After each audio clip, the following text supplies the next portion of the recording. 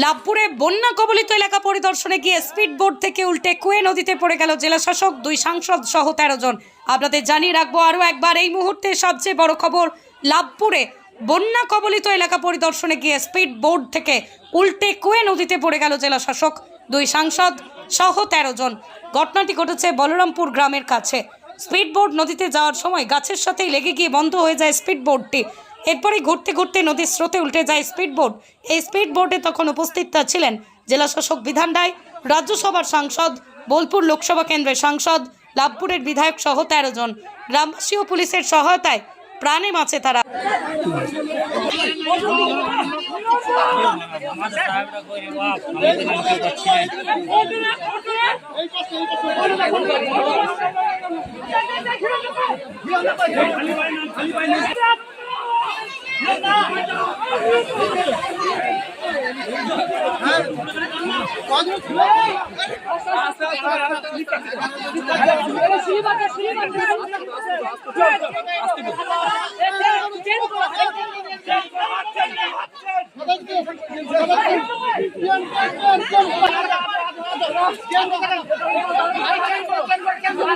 পরিদর্শন করতে গেছিলেন?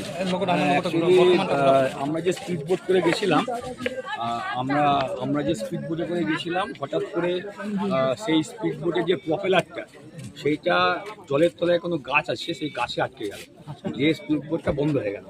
বন্ধ হয়ে যাওয়া তো একটা ঘূর্ণি ছিল, আমরা যে নদীর উপরে যে ঘূর্ণি বলি, সেই ঘূর্ণি ছিল, সেই ঘূর্ণিতে স্পিড বোটটা করে ঘুরতে লাগলো, ঘুরতে ঘুরতে উঠে।